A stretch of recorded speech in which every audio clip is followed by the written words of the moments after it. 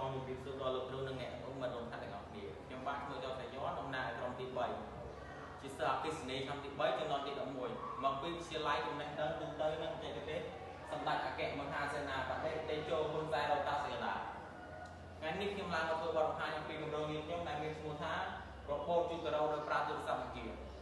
ក្នុងនោះរួមមានយាយមឡោជាប្រធានខ្ញុំបាទតជាអនុប្រធាន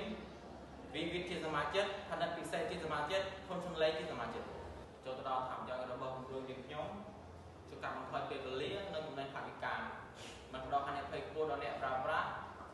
និងជួយអភិវឌ្ឍប្រទេសជាតិឲ្យមានភាពជឿនលឿន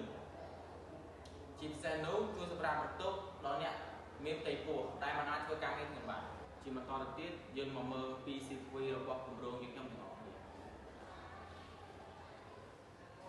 Bluetooth មានតួនាទីសម្រាប់ចាប់រលកសញ្ញាចេញពីទូរស័ព្ទដៃចំណែក Arduino មានតួនាទីសម្រាប់ទទួលនិងផ្ទេរទិន្នន័យទៅឲ្យឧបករណ៍អេឡិចត្រូនិកផ្សេងៗទៀតដូចជា driver Bluetooth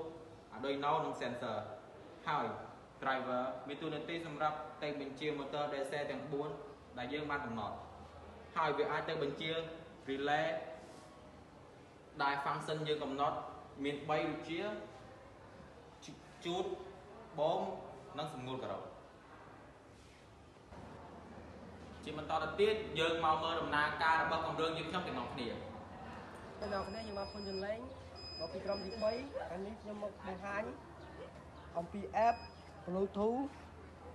RC controller នេះគឺជាសម្រាប់បញ្ជាទៅមុខទៅក្រោយឆ្វេងស្ដាំនេះជា function ទាំង